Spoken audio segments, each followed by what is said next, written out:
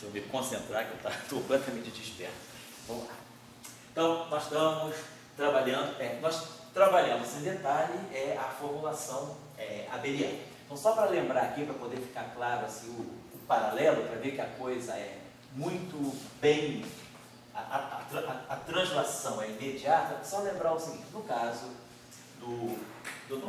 da simetria abeliana, nós temos um setor de matéria, que a gente vai chamar genericamente de um campo φ, que pode ser escalar, pode ser esquinorreal, pode ser tensorial. O que é importante é que esse campo ele sofra uma transformação, uma transformação que vai ser uma simetria, né? Mas uma transformação sob U. E nós parametrizamos a transformação U desse modo aqui. Exponencial que vai fazer a fase, aqui o parâmetro, que depende de t e de x, né? Vamos colocar aqui explicitamente, se há uma função de t e de x. O campo de matéria, ele deve ter uma carga, então a gente coloca aqui o valor da carga desse campo, quer dizer, o campo que tem uma carga maior ou menor, tem uma fase maior ou menor. Se a carga for zero, o campo, a exponencial vale 1, e o campo aqui fica invariante se a carga for zero. O campo é neutro, não se transforma. Então a gente parametrizou dessa forma aí a constante de acoplamento, a transformação do campo de matéria. E aí nós vimos e entendemos que era necessário introduzir uma derivada covariante para esse campo, com a premissa, quer dizer, a gente introduz uma derivada covariante, tanto no tempo, a gente então covariantiza a derivada temporal, e aí a gente viu que a derivada temporal passa a ter essa forma, vai ser a derivada anterior, né? E aí a gente introduz aqui o paradigma é esse, né? O modelo é esse, bota aqui I, aí a gente bota aqui uma constante de acoplamento G, que vai medir a interação entre o campo de matéria e o potencial de Gauge.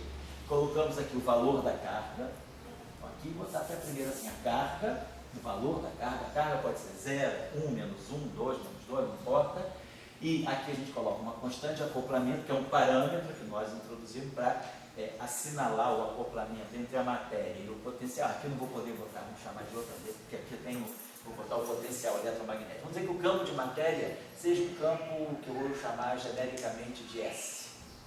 Esse aqui é o campo de matéria.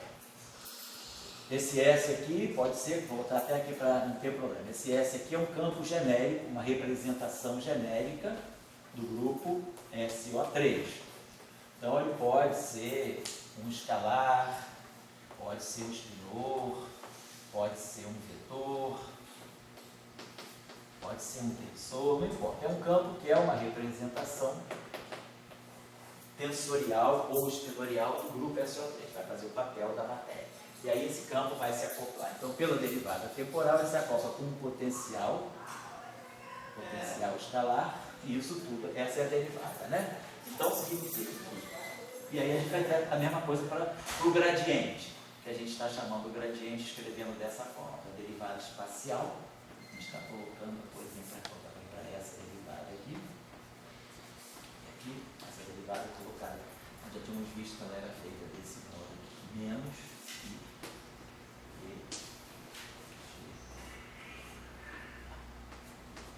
Então a gente introduz dois campos, que são chamados campos de calibre, né? O que vem na derivada temporal, o que vem na derivada espacial, para serem tais que essa derivada temporal do campo S se transforme exatamente, que a gente já tinha mostrado na aula passada, né? Que, nas aulas anteriores, aliás, né? Que, por exemplo, que a derivada temporal usual frente a essa transformação, ela não se transformava exatamente como um campo. Ela se transformava desse modo aqui, exponencial de I alfa, que é derivada do S, mas aparecia um termo novo aqui, que era I, que derivada temporal do alfa, vezes a exponencial. E aí aqui aparecia o S. Então aparecia esse termo espúrio aqui, que impedia que esse campo, que essa derivada se transformasse da mesma forma, ou seja, tensorialmente. A gente perdia a covariância na transformação de simetria. Por causa desse fator aqui, não está sendo reproduzido aqui. Aparece esse termo extra. Não vou colocar aqui, mas a mesma coisa, o mesmo com a derivada espacial.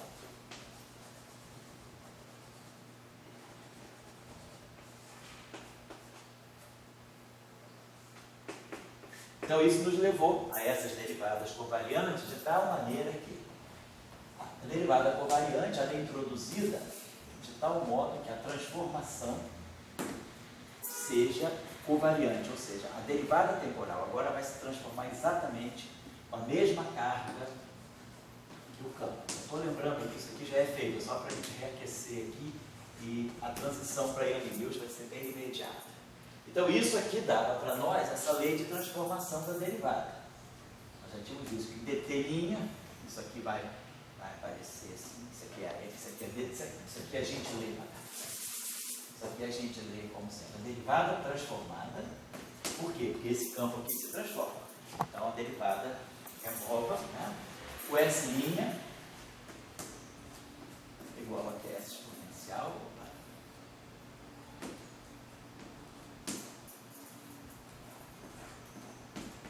E aí a gente fez o seguinte, esse S' aqui é S exponencial vezes S.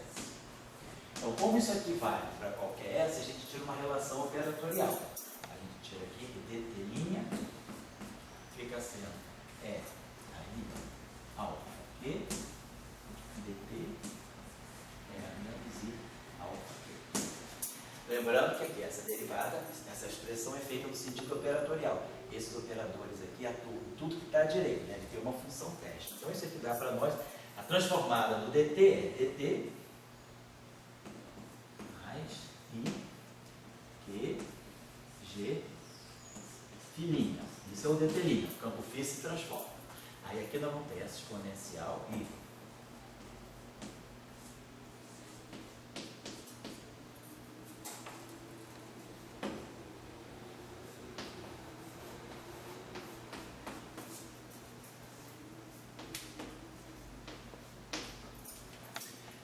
Essa derivada temporal vai atuar aqui e vai atuar à direita. Ela vai produzir dois termos aqui.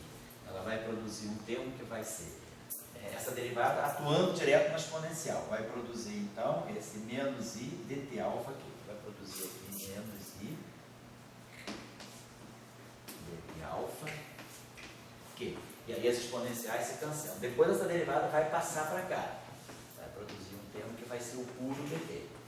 E depois vou produzir um termo que vai ser I, Q, G, Φ. E do lado esquerdo a gente tem aquilo lá.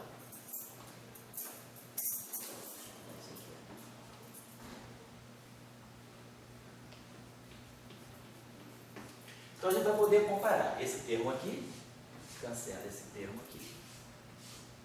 E aí a gente pode tirar daqui a transformação do φ. Então a gente vai ter que o φ ficar só dividir tudo por IQG, então vai ficar IQG, φ' vai ser φ, o potencial se transforma desse modo aqui, mais, aí esse termo aqui vai cancelar, vou dividir por IQG, então assim, menos, esse termo aqui vai dividir por IQG, então menos 1 sobre G,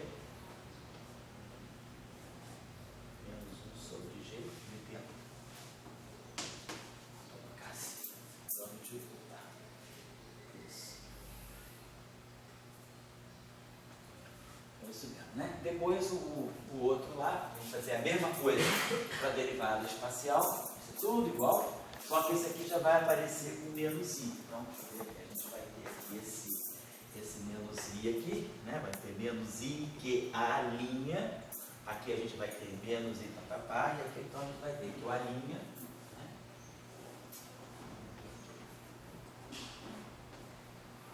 Então a gente vai ter que o A' vai ser. Aqui eu vou ter menos I, QG, A'. Aqui isso aqui vai ser comum, vai ser a mesma coisa. Aqui vai ser menos I. Então a linha vai ser A mais 1 sobre G desse gradiente logo. Então isso aqui fixou para nós as transformações, né, do potencial de B. Se nós quisermos eliminar esse 1 sobre G, aqui é muito simples. É só a gente fazer o seguinte. A gente pode reconsiderar colocando aqui, então, essa constante de acoplamento G aqui. A gente define a transformação de gate dessa forma. A gente já define a transformação de gate com a fase, com o parâmetro local, a carga referente ao campo e a própria constante de acoplamento que ele vai ter. A gente já pode reinserir o G aqui, mantém o G como está. Então, se a gente redefine a transformação de gate, introduzindo esse G aqui, então, claro, vai aparecer o G aqui, e vai aparecer um G aqui. Então, vai aparecer o G aqui, e vai aparecer o G aqui. Então, isso diz que vai aparecer o G aqui. Quando eu derivar esse exponencial, o G vai aparecer. Então, eu vou dividir tudo por IQG. Então, esse G aqui desaparece. Eu vou dividir por IQG, esse IQG vai desaparecer, então fica a lei de transformação usual que a gente conhece lá da teoria, se a gente quiser comparar com o eletromagnetismo, de transformação de gauge do eletromagnetismo. No eletromagnetismo, em geral, a gente coloca mais aqui e menos aqui. É como se trocasse alfa por menos alfa. Não faz a mínima diferença. Alfa é genérico. Então não importa se alfa ou menos alfa. O que é importante é que esses campos se transformem dessa maneira. Essa é a simetria de calibre 1. Então a gente já sabe, então, quando introduz, né, a matéria, nós vimos que carrega essa derivada covariante, então tem isso tudo covariantizado. As transformações, então, das derivadas seguem exatamente a mesma forma, por isso que a coisa é covariante. É covariante porque a derivada do campo se transforma exatamente como o campo se transforma. Então, só para apagar isso aqui, só para lembrar. Deixa eu colocar. Esse alfa aí, por exemplo, quando o Galileu fazia os experimentos dele, ele assim, era o que era, né? Quer dizer, a teoria não dava um bônus para ele.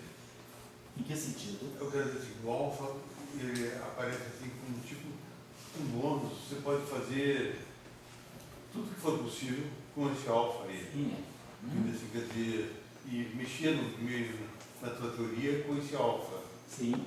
Quer dizer, isso aí, vamos dizer, para uma época de Galileu, uma época de Newton, quando Newton fazia GMM sobre R, sim, o G tudo ali era coisa bem. Ele não podia mexer. A certo. forma era o como, só que for. Sei. Mas não podia mexer. Nesses tipos de teorias, você aparece com esse alfa, que ele permite você ter um ingrediente para mexer na sua teoria. Né? Aonde é que você mexe? Aonde eu digo assim, que coisa que Galileu e Newton não tiveram. Certo. Esse alfa que te dá a liberdade de você, a gente já viu isso no eletromagnetismo, né? Te dá a liberdade de você controlar os graus de liberdade referentes a esses campos aqui. Quer dizer, você pode, como a gente falou, a gente pode fixar, por exemplo, por causa dessa simetria, uma condição em cima dessa família de potenciais. Os potenciais, esses chamados potenciais de gauge, né, são definidos a menos, né, com essa ambiguidade, a menos dessa função alfa. Então a gente pode organizar essa função alfa de tal maneira que esse conjunto de potenciais aqui, eu posso sempre passar do conjunto φ para o conjunto linha a linha, desde que eu obedeça essas leis de transformação. Então isso me permite que, às custas desse alfa, por exemplo, eu possa introduzir uma condição em termos de φ e de A que seja igual a zero, que é o que a gente chama de gate fix. Por exemplo, a gente sabe que um que a gente usa muito é esse aqui, 1 sobre C2, derivada temporal do φ, mais divergência de A, igual a zero. Então, a gente pode, por exemplo, impor essa condição aqui em cima desses potenciais. No momento que a gente impõe essa condição, eu já estou perdendo essa liberdade. Eu já não posso mais passar. Eu posso partir de uma família FA genérica, e aí eu posso sempre, por meio desse parâmetro alfa, ir para uma situação onde eu tenha dt' mais divergência de A' igual a zero. Eu posso sempre passar de uma família genérica para uma família de potenciais que satisfaçam a essa condição por causa da liberdade que eu tenho em alfa. E aí isso aqui corresponde a uma escolha de gauge. Em geral, a gente, depois que faz isso, a gente tira a linha. Mas na verdade eu estou passando de uma família para outra família e escolhendo o meu parâmetro alfa de tal maneira que isso aqui aconteça. E aí eu chego a uma condição como essa. Essa é a liberdade que a gente tem, que é chamada liberdade de gate, né? Por exemplo, então eu pergunto assim, a gente quando escreve física, você escreve lagrangiana, equações, então tem variáveis. As suas variáveis são φ e A. O que eu te pergunto, se você pegar Galileu, Newton, Einstein, Dirac, pegar as equações deles, aquilo que estava escrito lá naquela equação, aquela variável, você tinha tirado daquela variável e tirado do buraco negro. Não tinha daquela variável, você resolvia a equação e dava um resultado. Aqui, eu estou dizendo o seguinte, esse alfa permite você mexer na variável da equação. Você pode, quando Galileu Galilei, você pode dizer, eu estou em um lugar que tem isso aqui. No lado direito tem isso aqui, no lado esquerdo não tem. Mas eu posso então mexer ainda naquela. Você pode mexer nas variáveis do teu problema. Você tem liberdade de impor condições sobre as variáveis do teu problema. As variáveis do teu problema não são univocamente determinadas. É diferente, Mas vamos dizer, isso é uma coisa, vamos dizer, que vamos dizer, na relatividade geral, por exemplo, né? Não tinha, o cara calculava o buraco negro, resolvia a equação diferencial. Não, mas aí você tem que pensar o seguinte, na relatividade geral tem sim a liberdade que você tem de mexer na métrica. Na relatividade geral você tem isso. Quando você escreve a equação de movimento e que você vai resolver, por exemplo, para tirar a solução de Schwartz ou tirar uma solução que é de buraco negro, você implicitamente já usou isso, porque na relatividade geral, quando você introduz a tua coordenada, você está introduzindo que o G ele tem o princípio ele tem uma lei de transformação que é uma invariância do teu modelo. Você tem transformações gerais de coordenadas, aqui vamos colocar assim, está dizendo que se você fizer esse tipo de transformação em cima do teu tensor métrico, o teu lagrangiano não muda. Isso aqui está substituindo exatamente essas transformações aqui. É um exemplo já disso. É um exemplo já disso aqui. A equação de Dirac também. É um exemplo disso. Na equação de Dirac, quando você escreve aqui,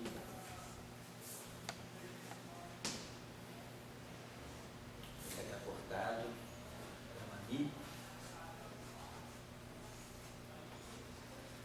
menos, assim, igual a zero. Quando você escreve isso na equação de Dirac, já está implícito que você pode passar desse psi para um certo psilíneo. Passar do A, φ. Simultaneamente passar do φ do A para um φ' e a linha. É que eu não botei o acoplamento eletromagnético na equação de Dirac. Se você colocar o acoplamento eletromagnético, você vai passar daqui para essa descrição, com tudo linha. E aí você também tem o princípio de invariância. Mas a equação de Dirac sem acoplamento eletromagnético. A equação de Dirac sem, aí você só tem a simetria global, aí você já não tem mais isso. Aí você não tem mais essa capacidade de alterar, porque o teu parâmetro é global. O teu parâmetro não depende de t e de x, mas quando o teu parâmetro depende de t e de x, e isso é uma simetria. A equação de Schiller. A equação de Schiller também, se você não tiver o acoplamento eletromagnético, vai ser igual à equação de Dirac. Mas se na equação de Schiller você tiver o acoplamento eletromagnético, você também tem a liberdade de mexer. Que aí o campo de Gauge, você tem a liberdade de trazer tudo isso aqui para a equação de Schiller. É a derivada covariante. Você tem a oportunidade de fazer isso. Como também, na própria teoria de Gauge. Na teoria de Gauge você só faz isso porque você faz o parâmetro ficar local e você traz os campos de Gauge.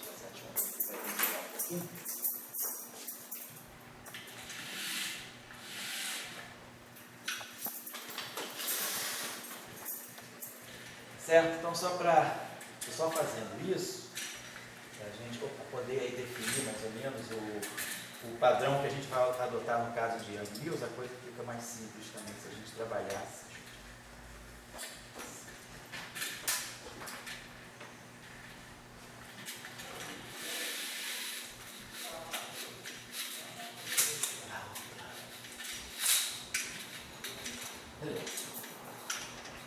Então vamos lá.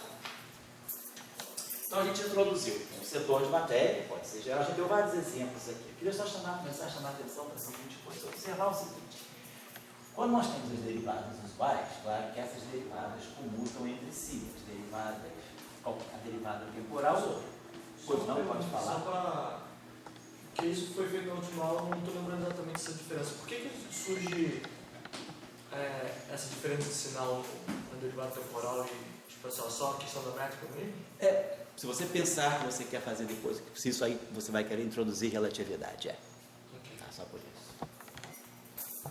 Então, a gente sabe que essas relações acontecem. Se nós formos olhar agora para cá, a gente vai ter a seguinte, vamos tirar o comutador da derivada temporal com a derivada espacial na componente I. Vamos tirar esse comutador aqui. Então, isso aqui vai dar para nós, né?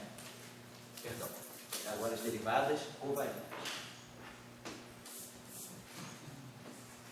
A gente vai ter aqui dt.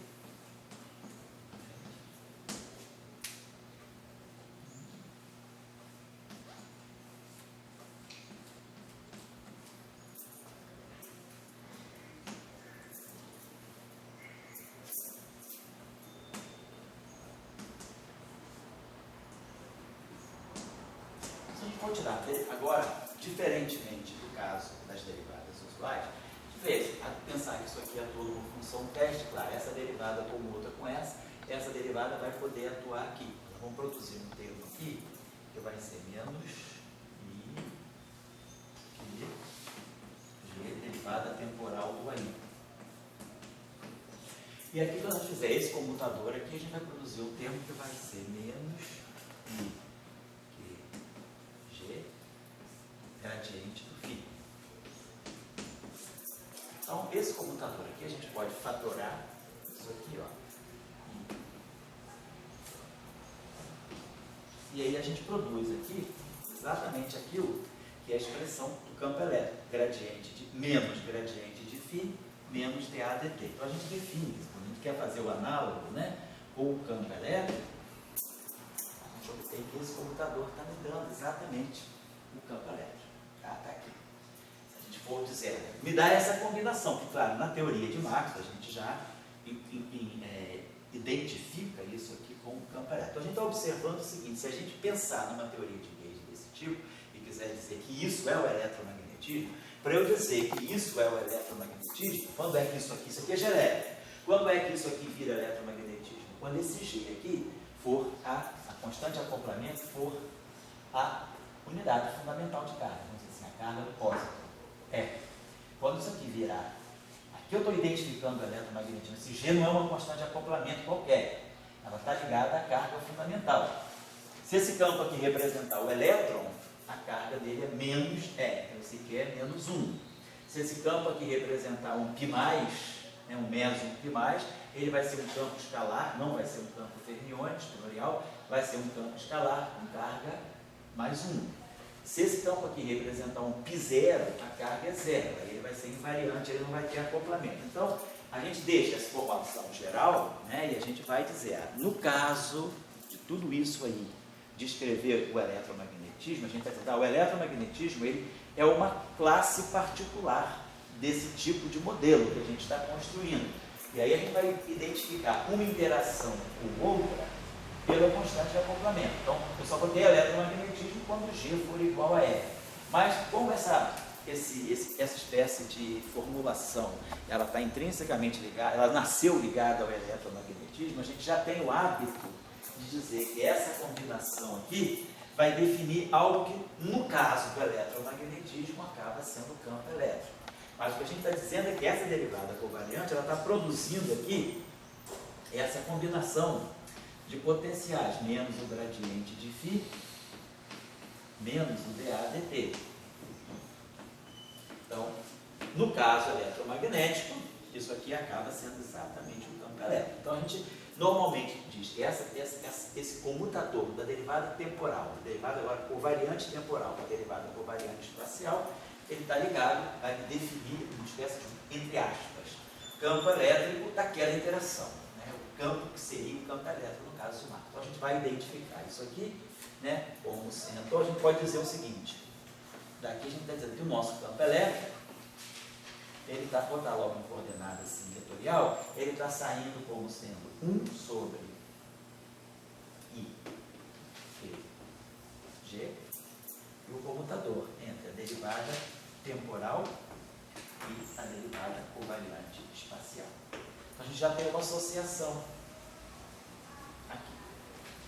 Vamos agora refazer a mesma coisa para as duas derivadas espaciais.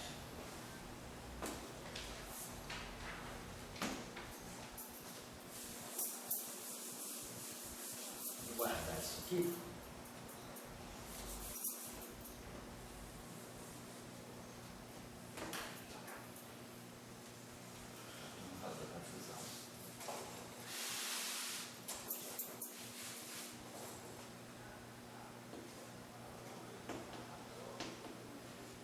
Vamos pegar agora os computadores espaciais. Então aqui vai ter DI, e aqui vamos ter menos I, e aqui a componente I do campo A. E aqui o DJ, e a componente J do campo A. Aí de novo, fazendo Eu posso interpretar esse campo agindo como se fosse uma curvatura do espaço ou não? Qual campo? O R? Isso. Ah, pode. E a gente vai, quer dizer, isso na linguagem da geometria, na linguagem geométrica, isso faz o papel do que a gente chama uma curvatura. Quer dizer, se a gente fosse olhar agora o análogo com a gravitação, esse campo aqui seria exatamente a curvatura. Quer dizer, os field strengths, os potenciais são as conexões, e os field strengths são as curvaturas. Isso. Quer dizer, no caso de Young e Mills, os campos A e B são as curvaturas. Muito bem, então aqui, BI DJ igual a zero. Esse primeiro termo aqui, então, vai ficar menos I, Q, G, vai ficar menos I. G é o primeiro termo. Menos I, Q, G, DI a J. E o segundo termo, vamos dizer, esse comutador aqui vai ficar com sinal mais. Fica mais I, Q, G, DJ, AI. A gente sabe que essa expressão que está entre parênteses, né? Ela nada mais é do que o epsilon de Levi-Tivita e o rotacional de A, componente K. Então a gente já viu que a gente pode associar também, né? Então vamos escrever isso, a gente pode estar escrevendo dessa maneira. Isso aqui é o que a gente normalmente chama de campo B, rotacional de A é B. Então a gente pode estar escrevendo essa relação assim. Vamos escrever dessa forma que está aqui, 1 sobre, que é 1 sobre I, Q, G, DI, DJ,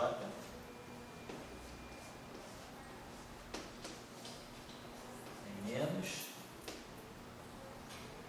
epsilon, JK, vamos dizer assim, campo magnético B, componente K. Claro que eu posso inverter essa relação, né? A gente pode multiplicar ambos os lados dessa equação por um epsilon. Se a gente quiser inverter essa equação, eu posso contrair essa equação com um N, epsilon N, JI. Eu teria aqui vou botar essa aqui. Então, se eu contrair, só para tirar, se a gente quiser fazer o inverso aqui, eu posso colocar assim 1 sobre IQG, epsilon N I J, DI DJ,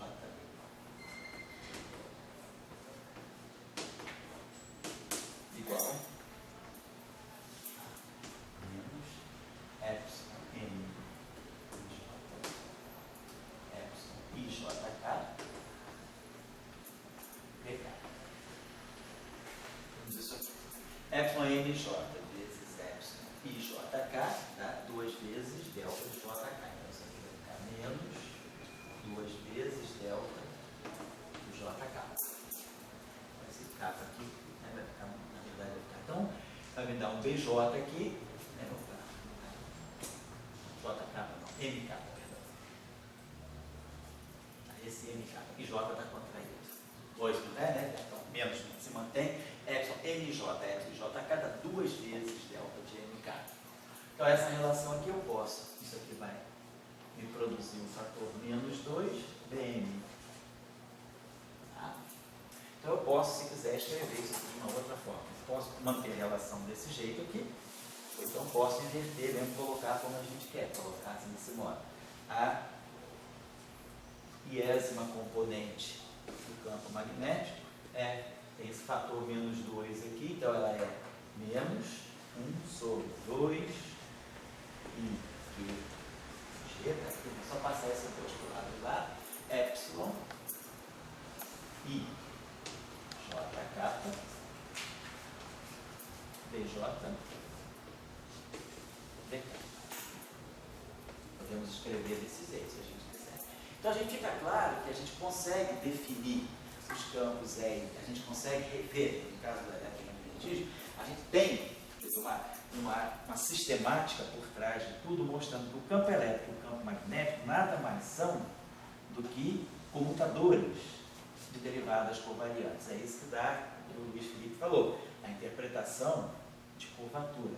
Tem um espaço curvo, nós sabemos que se a gente introduz derivadas covariantes, né, nós temos uma álgebra com essas características aqui em geral. Derivada covariante I, derivada covariante J, isso aqui dá para nós a curvatura R, I, J, vamos dizer assim, K, L, e aqui os geradores do grupo de rotação, aquele espaço. Nesse caso aí a gente não tem um grupo de rotação, a gente tem as transformações de fase. Por isso que não aparece esse gerador, porque no caso de uma simetria abeliana, o gerador é a própria identidade, né? Vou colocar assim, aqui, perdão. A gente tem isso aqui atuando num certo vetor VK, vamos colocar assim. A gente pode, se quiser, pode até escrever isso aqui já direto assim. RIJ, KL, vetor PL. Então isso aí, assim. Então essa derivada aqui, quer dizer, o comutador de duas derivadas atuando no vetor, reproduz a curvatura atuando no vetor. Então é por isso que a gente pode interpretar os campos aí, ver como se fossem, geometricamente falando, né, no espaço das transformações, como se fossem curvaturas. Só para chamar a atenção, isso aí basicamente não é novidade. Nós já tínhamos visto também, e com isso a gente pode definir uma ação, né, dos campos, que a gente chama campos de calibre, ou campos de Gauss.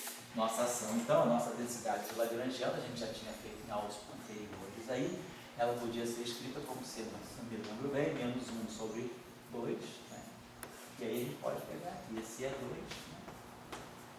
Menos, alguma coisa assim. Eu não estou nem pensando no caso relativista, vou botar assim, B2 menos B2. A partir daqui, a gente constrói, impondo essa ação aqui, a gente pode tirar as equações, que são as equações tipo Maxwell, para o campo E. Então, essa sistemática que a gente já tinha feito para os campos eletromagnéticos. Então, o que a gente vai fazer agora é, em paralelo disso, suponhamos que a gente agora não tenha mais uma simetria, uma simetria de fase abeliana como essa, mas que a gente tem uma simetria, a gente até já começou a introduzir na aula passada, do tipo SUN. Nós até já fizemos um discurso inicial sobre o que era o grupo SUN, então, pegamos o caso mais particular do SU2, para ver que são 3 geradores. A gente já tinha até inclusive contado, né, que um grupo do tipo SUN, ele tem N, uma matriz SUN, que é uma matriz unitária, N por N, e com determinante 1, a gente consegue expressar essa matriz, por ela ter determinante 1, a gente consegue expressar essa matriz como sendo exponencial complexa de uma certa matriz ômega. E, devido a essa propriedade e essa propriedade, a matriz ômega é tal que ela é hermitiana. Então, a unitariedade de U implica na hermeticidade do ômega e o determinante 1 implica que o traço de ômega é zero. Então, a gente pode ou descrever o problema assim, ou descrever o problema assim, onde as matrizes ômega são matrizes hermitianas de traço zero. Professor, Pois não. no caso de N-gon, Sim. trabalhar com S1. Isso. S1 é a própria fase. Isso. Não, o S1 seria... SU1. Se ela é unitária, né, ela é a fase. E se o determinante... seria 1. Se você for impor a condição de determinante 1, só sobra a identidade. Você pode falar U1, mas não SU1. Então, por que a gente trabalha com SUN em vez de trabalhar com o N? Já que no caso N-gon, a gente já tem que trabalhar com N para ser mais útil. Acho que você se lembra da aula. Por que a gente bota a condição de S e não deixa só U? se você multiplicar duas matrizes unitárias, claro que elas continuam sendo unitárias, né? Agora, se você multiplicar, se as duas matrizes, se você pega uma matriz unitária, vamos dizer, se você pegar, vamos colocar a questão até no sinal, né? Se você pegar, se a matriz é unitária, essa condição aqui implica que o módulo do determinante da matriz é 1. Basta ser unitário para ter isso. Só que quando você multiplica duas matrizes de módulo 1, cujo determinante tem módulo 1, o determinante final tem módulo 1, mas o determinante muda. É uma outra fase. Se você pegar uma matriz U1, você pega uma certa matriz U1 aqui. Então o determinante dela pode ser um E elevado aí alfa 1. É uma fase. Aí você pega uma matriz U2. O determinante dela é uma outra fase. E sabe, se o determinante é 1, o módulo determinante é 1, então o determinante tem que ser uma fase. Muito bem, então esse é o caso da matriz unitária. A gente tinha até mostrado para vocês que a matriz unitária ela é tal que todos os autovalores dela são fases, todos os autovalores têm módulo 1. Bom, muito bem, mas aí se eu multiplico duas matrizes 1, claro, o determinante delas vai ser o produto dos determinantes. Então o determinante do produto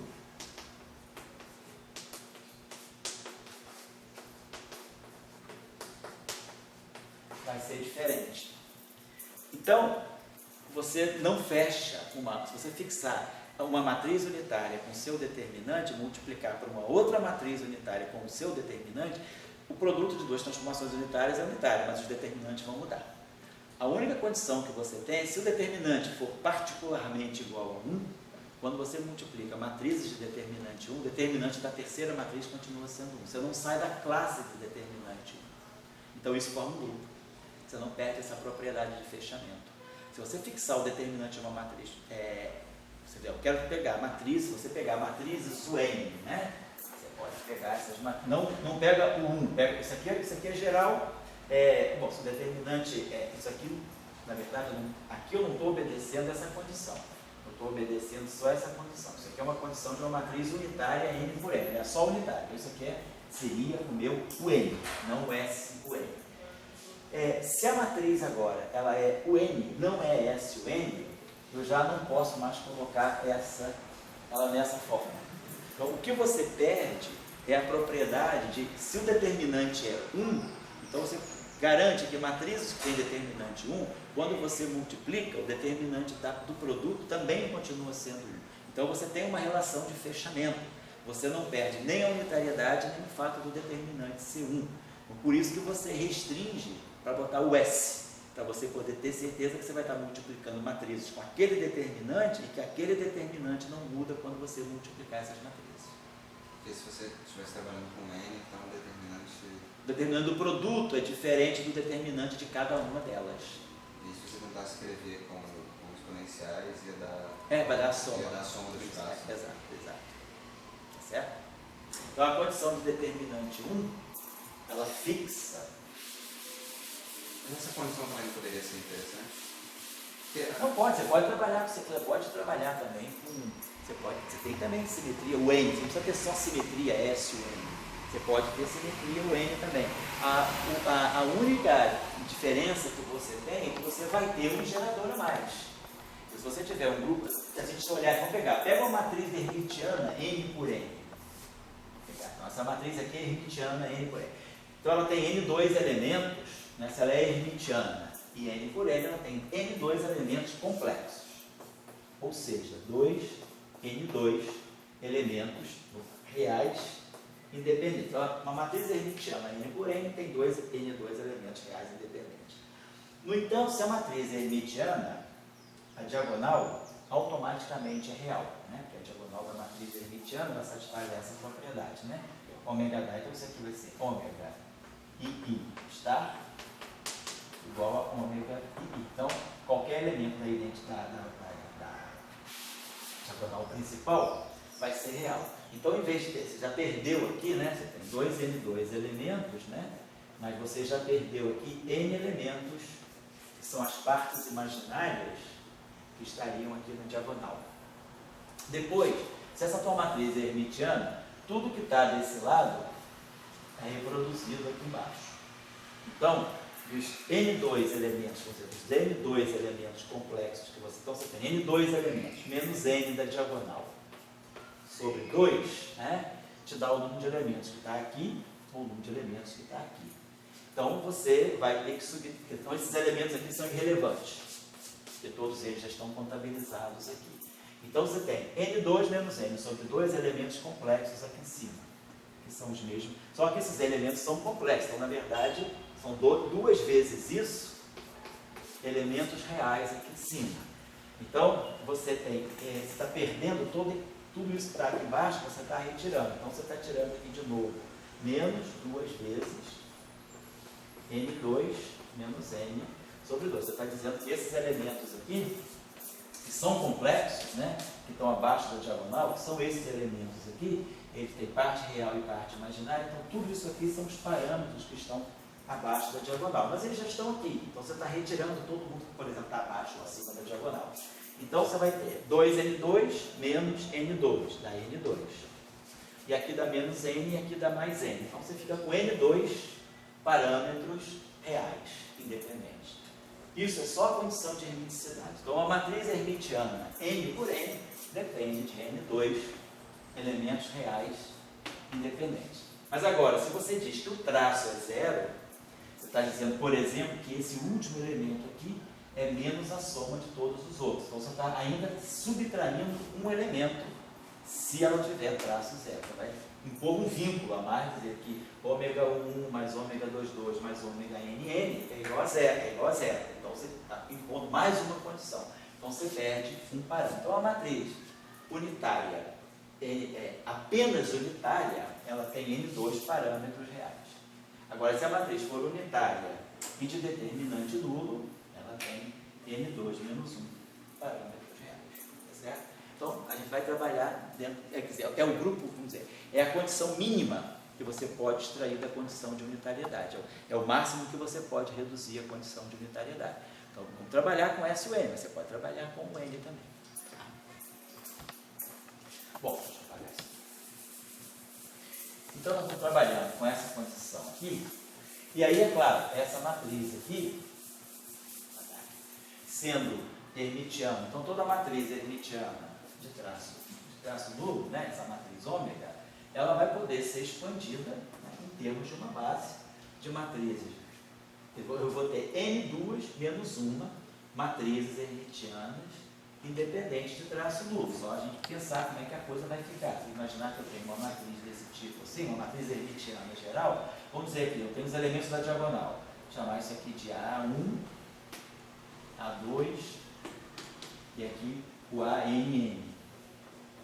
Mas esse ANN, na verdade, é menos A1, menos A2, menos todo o resto. Então, eu tenho, vou dizer que esse último elemento seja esse. Depois aqui eu posso ter um elemento B1 mais IC1. E aqui eu vou ter o elemento B1 menos IC1. Então eu vou ter sempre essa constituição. Então eu vou poder sempre expandir essa matriz aqui. A gente vai poder escrever essa matriz, por exemplo, sendo A1 vezes 1, tudo 0, 0, 0, 0, 0, 0, menos 1. A1 vai estar aqui e A1 vai estar aqui, o resto tudo é zero. Aí eu vou fazer a mesma coisa para todos os elementos da diagonal. Então eu vou ter mais A2, mesma matriz, mais a N menos 1, mesma outra matriz. Aí eu vou começar a fazer agora para esses caras que estão aqui. B1, vai ficar 0, 1, 0, 0, 0, 1, 0, 0, tudo 0.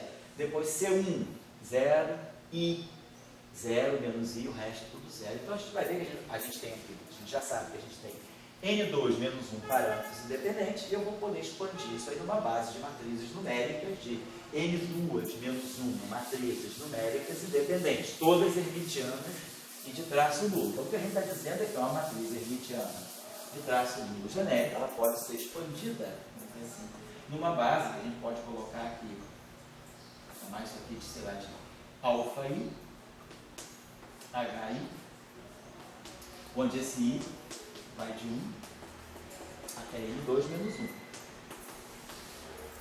E cada matriz HI é hermitiana. Claro, eu estou nessa álgebra aqui de matriz de traço duplo. Então eu tenho N2 menos 1 matrizes hermitianas, hermitianas de traço duplo independente, numéricas, que eu sei fixar, é só pegar a matriz. Eu pegar uma matriz, por exemplo, 3 por 3, eu vou ter A, B, mais IC, B, mais IF. B menos IC, chamar aqui de alfa, e aqui, sei lá, F mais IG. Aí aqui eu vou ter D menos IE, F menos IG, beta, menos A menos alfa. Então, essa matriz aqui é hermitiana, tem traço zero. Tem quantos elementos? A, alfa, B, C, D, E, F, G. 8 elementos, N2 menos 1.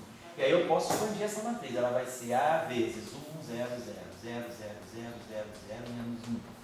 Mais alfa vezes 0, 0, 0, 0, 1, 0, 0, 0, 0, menos 1. E aí começa, mais B vezes 0, 1, 0, 1, 0, 0, 0, 0, 0.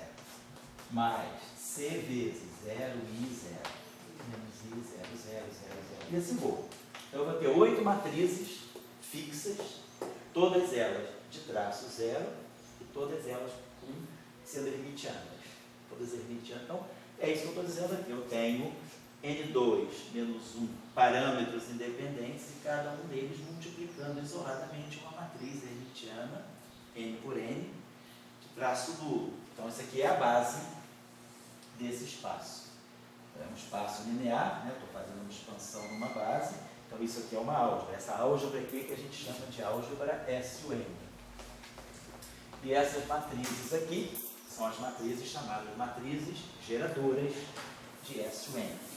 E, devido a teoremas, né, de Cartan, da álgebra, a gente sabe que a gente pode sempre escrever essas matrizes, vão satisfazer a essa relação. Uma matriz HIJ comutador com a outra matriz HIJ é o produto que não vai me tirar da álgebra. Tem uma álgebra, se eu multiplicar uma matriz pela outra, nem a matriz de Pauli. Se eu multiplicar uma matriz de Pauli por outra matriz de Pauli, se elas por acaso forem iguais, isso aqui me dá identidade. E a matriz identidade, ela não está na álgebra, porque a matriz identidade não tem traço zero. A matriz identidade é hermitiana, mas ela não tem traço zero. O traço dela é 2. Se eu pegar no caso 2 por 2, porque eu estou falando aqui do grupo SU2, da álgebra SU2. Então, a minha álgebra SU2 me diz que eu vou pegar a matriz unitária 2 por 2, a matriz hermitiana 2 por 2 mais geral. Então, pego a matriz hermitiana 2 por 2. Ela é A, sei lá, B menos IC, D mais IC, menos A. Ou seja, essa matriz aqui é B vezes a matriz de Pauli sigma x, mais C vezes a matriz de Pauli sigma y, mais A vezes a matriz de Pauli sigma z. Então, a gente vê que as três matrizes de Pauli formam uma base para o espaço de todas as matrizes hermitianas 2 por 2 de traço zero. É a base de SU2.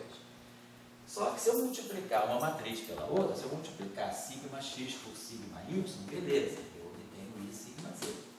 Mas se eu levar sigma x ao quadrado, eu ganhei identidade.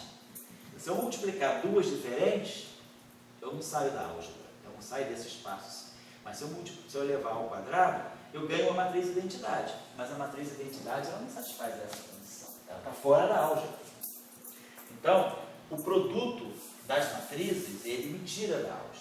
Mas se eu pegar o comutador, aí todo mundo lembra, se a gente pegar uma matriz de Pauli sigma i e tirar o comutador com a matriz de Pauli sigma j, só que dá para nós 2i ijk sigma k. Então, o comutador é o produto que me diz, se eu fizer o comutador genérico, eu vou expandir isso sempre numa base que não me tira da álgebra. Todas essas matrizes são hermitianas de traço zero. Então, é isso que acontece numa álgebra de nível geral de SUN. Você vai ter o produto, né, que não te tira. Quando a gente tem uma álgebra, a gente tem uma estrutura linear, a gente tem uma soma, tem um produto por escalar, satisfaz aquelas relações de produto vetorial, mas a gente não tem produto. Aí a gente pode falar, se eu tiver um espaço vetorial, que já é dotado de uma estrutura linear, tem multiplicação por um escalar. Agora eu vou introduzir nesse espaço vetorial com a noção de um produto, de tal maneira que o produto de dois elementos desse espaço continue nesse espaço. Eu estou introduzindo agora uma estrutura não linear. O produto de dois elementos é alguma coisa que já é quadrática, não é mais linear. Mas eu estou dizendo, não, mas o produto que é o quadrado, que é não linear, ele está na álgebra. Então eu preciso introduzir um produto que não me tire da álgebra. Então não pode ser o simples produto de duas matrizes hermitianas, porque o produto de duas matrizes hermitianas é hermitiano, mas pode não ter. Se duas matrizes hermitianas têm traço zero, o traço do produto não é zero necessariamente, né? O traço de H1 tem traço zero, H2 tem traço zero. O traço pode ser diferente de zero, mas se eu pegar o traço do comutador, é sempre zero. Então, o produto adequado para não me tirar da álgebra é tomar o comutador de matrizes e não simplesmente o produto. E o comutador me mantém na álgebra. Então é isso que a gente está expressando para chamar da relação da álgebra de Lie. Que a gente normaliza em geral com esse I. Pode ou não ter esse I também. Mas normalmente a forma padrão é essa. O comutador de 2 gera 2 vai ser uma combinação linear através desses objetos aqui, que são as chamadas constantes de estrutura da álgebra. Então o comutador de duas matrizes da base, de S e N, vai ser sempre uma combinação linear de matrizes S e N, da álgebra S e N, matrizes hermitianas de traço zero. Essa combinação linear. Esses fatores aqui, que são as chamadas constantes de estrutura, são reais, né? E então me fecham essa relação, a relação de produto. E tem mais. O importante da álgebra de Lie é que essas constantes, chamadas constantes de estrutura, elas satisfazem a propriedade de simetria bem definida. Esse F de JK é um tensor completamente antissimétrico no M3. Claro que ele é obviamente antissimétrico em J, por definição, mas não é óbvio que ele possa ser antissimétrico nos três. Mas a gente pode sempre mostrar que se a álgebra de Lie é uma álgebra compacta, né, que é o caso de S e N, então eu posso sempre ter essas constantes de estrutura completamente antissimétricas, né, tensores antissimétricos de rank 3. Então, tá. Então isso Quando você diz álgebra compacta, você diz que todos os teus parâmetros são todos limitados no espaço, na reta dos reais. Você não tem parâmetro que vai de menos a mais infinito. Então, se você pegar, por exemplo, SU2, você tem três ângulos que são três ângulos de Euler, todos dois vão de 0 a 2π. Certo? Você não tem um parâmetro que vai de menos a mais infinito, como por exemplo no caso do grupo de Lorentz. O teu parâmetro lá do grupo de Lorentz é a velocidade, o arco, né? O parâmetro do grupo de Lorentz é tal que a tangente hiperbólica do boost é o VI sobre C. Então isso aqui é menor do que 1 em módulo, mas isso aqui vai de menos a mais infinito. Então você perde a compacticidade. A compacticidade é você ter os parâmetros, né, essas funções que são as funções alfa que estão na exponencial, né, os parâmetros do grupo são todos limitados, em regiões limitadas do espaço. Certo? Muito bem, então a gente vai adotar essa situação. Tem uma simetria. Pode falar. Oi? A anticomutação, então, tirava da aula. A anticomutação tira da álgebra, exatamente. Se você pegar o anticomutador de duas matrizes de Pauli, né, sigma I, sigma J, isso aqui vai te dar duas vezes delta e J vezes a identidade. Se as matrizes são diferentes, o anticomutador é zero. Mas quando as matrizes são iguais, o anticomutador dá 2. Então, quer dizer, o anticomutador ele te tira da álgebra, porque o anticomutador, né, se forem duas matrizes iguais, elas vão te dar a identidade. É o que se expressa no final de tudo por essa relação. O produto de duas matrizes de Pauli vai ser sempre delta e J vezes a identidade, que já te tirou da álgebra, mais a parte que está na álgebra, mais I, epsilon, I, J, K, sigma, K. Essa é a parte que está na álgebra. Então, essa parte aqui está fora, ela não está em SU2. Ela produziu aqui, o produto de duas matrizes pode dar identidade, e a identidade não tem traço zero. Certo? Por isso que a gente precisa se fixar só no computador, para garantir que você não sai da álgebra. Bom, então, o que significa isso? Significa que nós vamos ter transformações agora, que são transformações de fase. Tá aqui, isso aqui é uma transformação de fase. Só que a gente vai expressar essa transformação de fase. Vamos dizer, ele pega uma matriz, estava chamando de matriz aqui, eu não lembro o que eu chamei, chamei matriz U. Então, vamos chamar de uma matriz. Então, vou pegar uma matriz R pertencente a S ou R. Essa matriz aqui ela é unitária com determinante 1. Então, vamos parametrizar essa matriz como a gente fez ainda agora, exponencial de I ômega. Mas aí a gente sabe, por outro lado, que eu já posso expandir esse ômega aqui. A matriz hermitiana, traço número mais geral que eu posso escrever, ela vai ter parâmetros, vamos chamar aqui parâmetros ômega A, e aqui os geradores, que eu posso chamar de GA. Onde os ômega A's, quer dizer, o A, como a gente já viu, vai de 1 até N2 menos 1. Eu só estou mudando a notação, em vez de botar I maiúsculo e J maiúsculo, estou botando índices, letras, né, assim, do início do alfabeto, de pequenas. E os GAs são N2 menos 1, matrizes hermitianas e de traço zero. Então, isso para mim, e por outro lado, eu sei também que, sendo a álgebra de Lie de S ou N, eu tenho que GA, GD, eu vou poder escrever sempre desse modo aqui. Certo? É isso que a gente está fazendo. Bom, então, tenho agora transformações, né, tipo fase, só que de natureza matricial. Então, vamos dizer que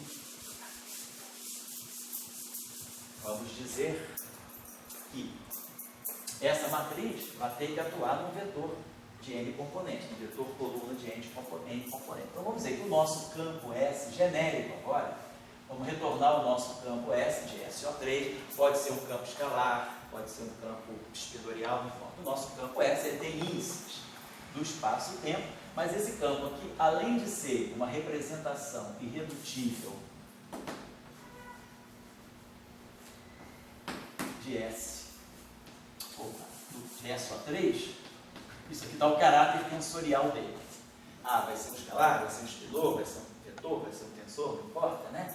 Ele vai ser também, ele vai estar numa representação irredutível de S ou N. Digamos que, bom, quem quiser saber estudar representações de S ou N, no Professor Global, no nosso curso de teoria de grupos, tem lá toda a discussão das representações de S ou N, Anne Tableau. Tem no curso de teoria de grupos e tem também no curso que nesse verão agora, o Sebastião e eu junto comigo, nesse ano, foi no ano passado, foi desse ano, que o Sebastião e eu demos de Grupo SUN, né? O Grupo SUN e suas aplicações, está lá nas atividades formativas de verão de 2016. Ano passado. Foi ano passado? Foi esse ano? Não, nem que curso que eu dei esse ano. Eu já sei o que eu dei esse ano, foi uma coisa, eu acho, mais ligada a eletromagnetismo. Tá certo, foi do ano passado, 2015, né? Então tá lá. Então quem quiser precisar quem quiser estudar isso aqui, mas vamos tomar uma coisa simples. Vamos pegar a representação n-dimensional. Isso aqui, vamos dizer que esse campo aqui, ele esteja na representação de dimensão n. Ou seja, o meu campo seja, na verdade, um n-plete. Ele vai ter n componentes que vão se transformar segundo S. Vamos dizer que meu campo seja um conjunto de n componentes, né, complexas, que são atuadas por uma transformação de S ou N. Ou seja, meu campo, a minha transformação S' do meu campo, vai ser a minha matriz R, N por N, unitária, atuando em S. Né? Ou seja, tem isso aqui, S', uma matriz, esse aqui é o meu vetor coluna de N componentes, essa matriz aqui vai ser essa matriz que eu vou escrever desse modo, atuando em S. Tá.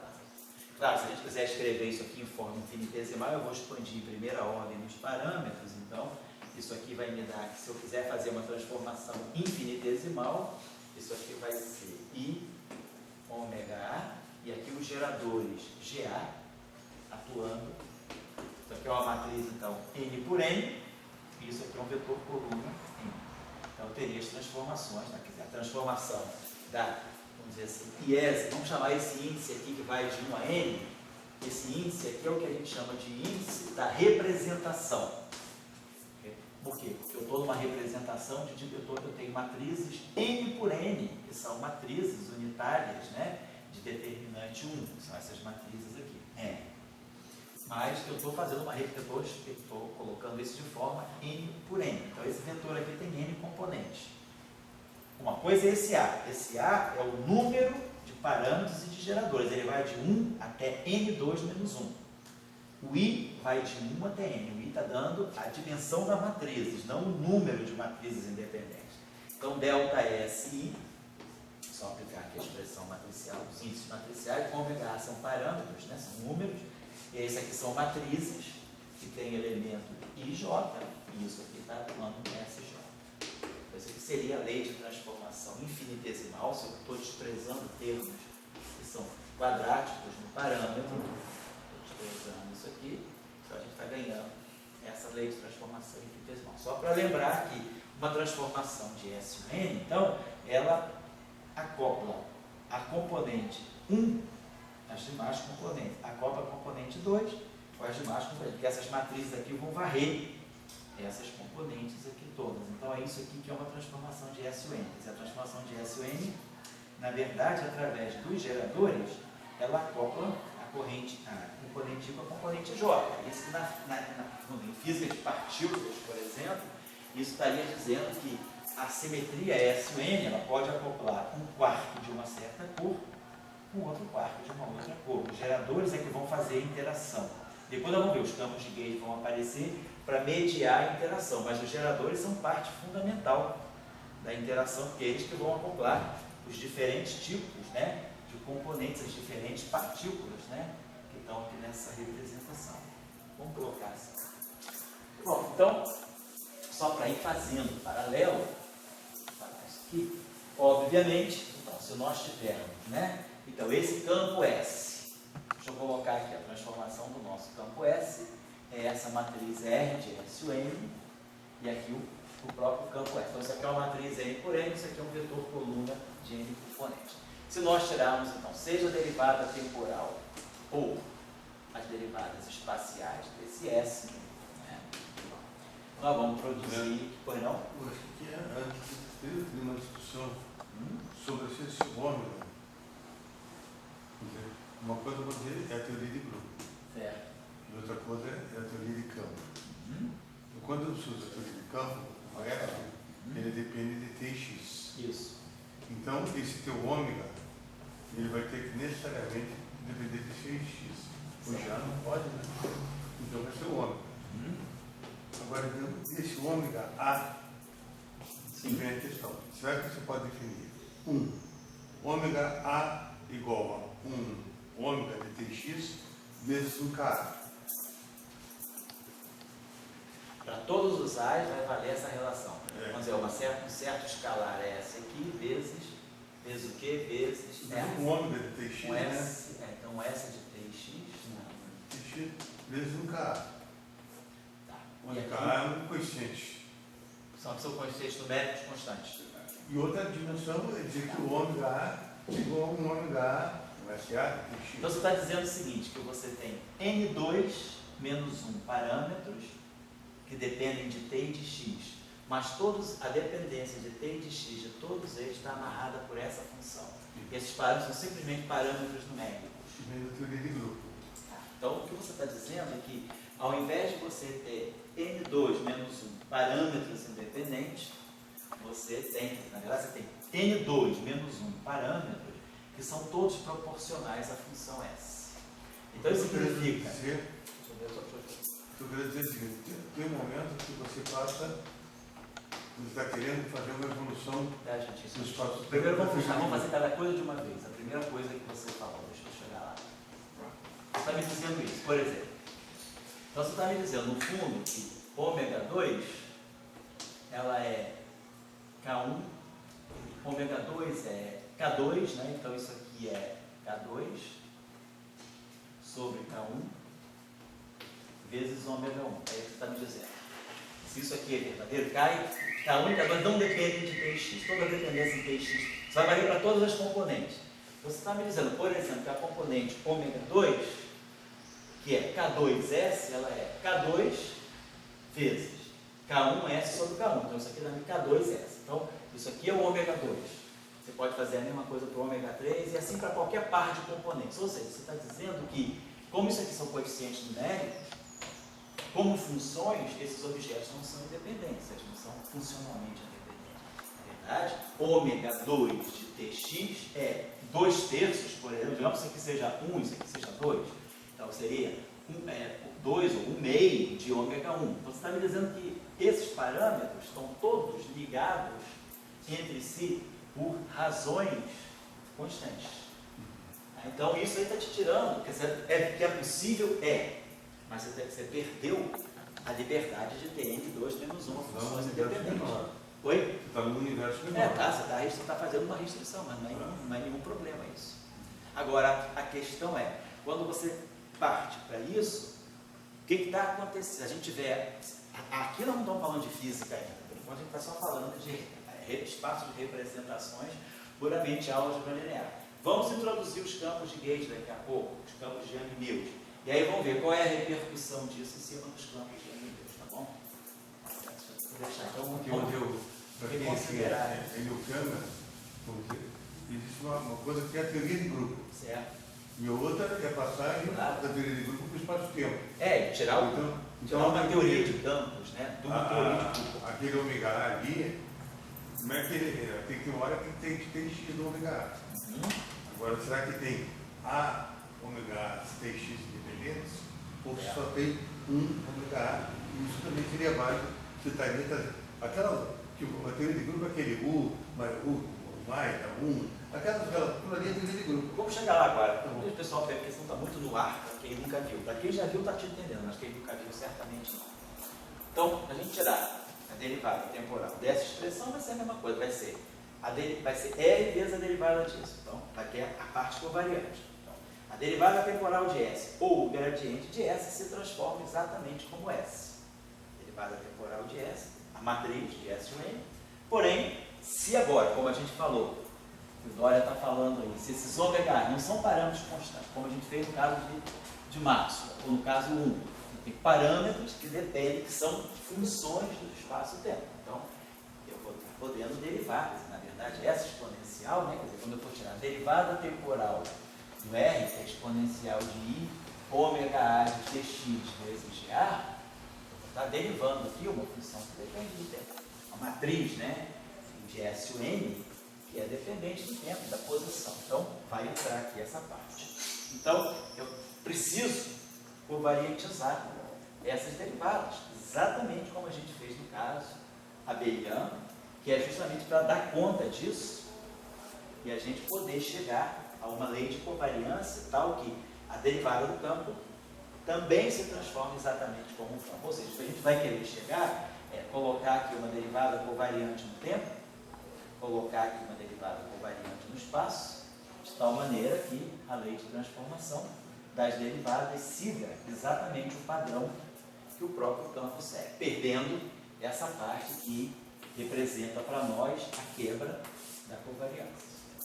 Como é que a gente resolveu esse problema? Introduzindo lá aqueles campos compensadores, aqueles campos φ e A, que se transformam de uma tal maneira que vão eliminar justamente esses pedaços aqui indesejados. Então a gente vai seguir exatamente, deixa eu botar até aqui para ficar bem claro o paralelo, né? Quando a gente lá passou, no caso abeliano, né? Quando a gente introduziu o que a gente estava fazendo com a derivada temporal, a gente pegava, definia, né? Saía dessa derivada temporal e ia para essa nova derivada temporal, que era a anterior, mas aí a gente colocava e colocávamos aqui a carga, colocávamos aqui a constante de acoplamento e colocamos aqui o campo que fazia a compensação para nós.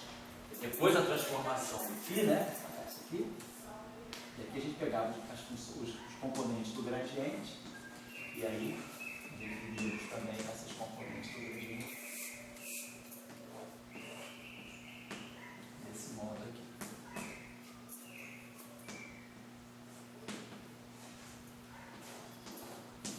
E aí, tudo era feito de tal modo que dt' de S' seja igual a R, dt atuando em S.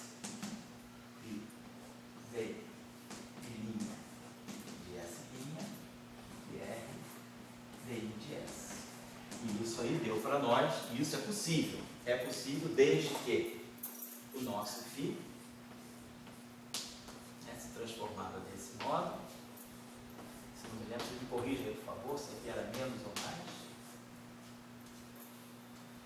E o nosso A. Nosso A linha, o nosso A linha, que faz, né? Se transformava.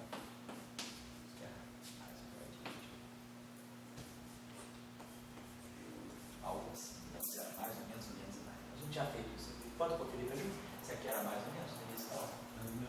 Está vendo mesmo, né? É isso mesmo, é mesmo. Muito bem. Então nós tínhamos, né, essa proposta aí que resolvia o nosso problema. O que a gente vai fazer agora? No caso não abeliano. Fazer as mesmas coisas, né? Ver como se a gente pode chegar a uma situação semelhante a essa. Então o primeiro passo é a gente seguir o procedimento, né, derivada por variante. Então, qual é o papel? Né? É a gente introduzir aqui alguma coisa que possa fazer lá a compensação. Então vamos lá.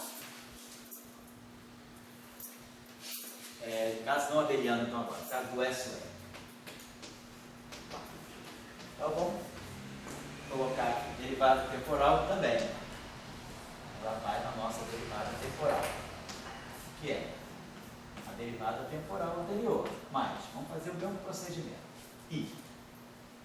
Só que agora, vamos fazer a comparação.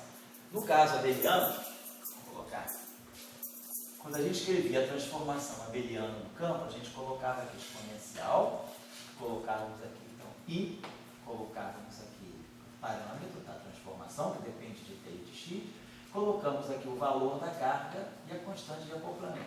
E isso aqui é S. Constante de acoplamento, ela é universal, ela é a mesma para todos. O que vai fazer um campo ser diferente do outro é o valor da carga. No caso do eletromagnetismo, todas as partículas carregadas se acoplam com a constante de acoplamento E. Mas a carga pode ser mais 1, pode ser mais E, pode ser menos E, pode ser 0, pode ser 2E, pode ser menos 2E, pode ser no caso do quark, né? Do quark U, 2/3 de E, ou menos 2/3 de E, ou 1/3 de E. Quer dizer, depende do quark U, do quark D. Quer dizer, a gente pode sempre pensar que toda a carga é o múltiplo dessa carga fundamental. O quark U, a carga dele é 2/3. Então, vai ser 2/3 de E. O quark D, a carga dele é menos 1/3. Então, é menos 1/3 de E. Sempre referida à unidade de carga fundamental, que faz o papel da constante de acoplamento. O que difere os campos, né, são as cargas. Tá certo? Nesse caso, a nossa transformação de fase não abeliana, ela tem essa estrutura sim. Nós não temos mais um parâmetro só. Nós temos N2 menos um parâmetro. E nós não temos mais... Quem vai fazer o papel da carga? Quem vai distinguir um objeto do outro? É como esse objeto aqui está referido a isso. Quem marca agora quem vai marcar agora o quanto o campo se transforma, como é que o campo se transforma? De acordo com o valor da carga. Quem agora está fazendo a transformação do campo? São as matrizes geradoras. E aqui eu posso colocar a constante de acoplamento, que é a mesma para todo mundo S. Então a versão não abeliana é parâmetro continua parâmetro, todos dependentes de T e de X. Só que agora nós não temos uma função, temos N2 menos uma funções independentes. E cada parâmetro desse, aqui é a mesma coisa, o parâmetro está contraído com a carga faz o papel do gerador, no caso abeliano. No caso não abeliano, em vez de ter uma carga, um valor da carga, eu tenho uma matriz S, da álgebra de S ou N, que vai me dizer, justamente, vai marcar quanto um campo é distinto do outro na transformação. Então, o valor da carga é substituído pelo gerador. E aí aqui a constante de acoplamento continua sendo a constante de acoplamento. Então, esse que vai ser essa leitura que nós vamos fazer. Então, o nosso campo, quando a gente escreveu isso aqui, seria até bom que eu já tivesse feito isso aqui. A gente vai dizer que a transformação no nosso campo vai seguir exatamente o padrão abeliano.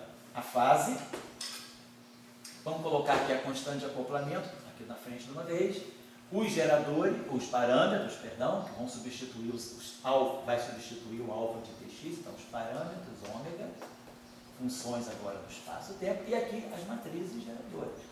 É isso aqui que caracteriza uma transformação de S ou N, isso aqui faz o papel daquela matriz ômega. E isso tudo aqui atuando no campo S. Certo? Então, é só lembrar que, no caso abeliano, a carga está fazendo o papel do gerador. Por quê? Porque no caso abeliano, eu só tenho um gerador. Ele comuta com ele mesmo. Então, a carga, ela vira um número. Então, o gerador, no caso abeliano, né, o gerador de uma transformação abeliana, é uma matriz que comuta consigo próprio. Vamos pegar uma transformação de SO2. Quem é SO2? Nós já sabemos, é cosseno de θ, seno de θ. Menos seno de θ, cosseno de θ. Isso aqui é uma matriz genérica de SO, não SU não, SO2. Então eu posso expandir essa matriz de primeira ordem no parâmetro. 1 menos θ2 sobre 2. θ menos θ, 1 menos θ2 sobre 2. Só que a gente está expandindo em primeira ordem, então isso aqui desaparece. Então, a minha transformação de SO2, ela é a identidade, que é essa matriz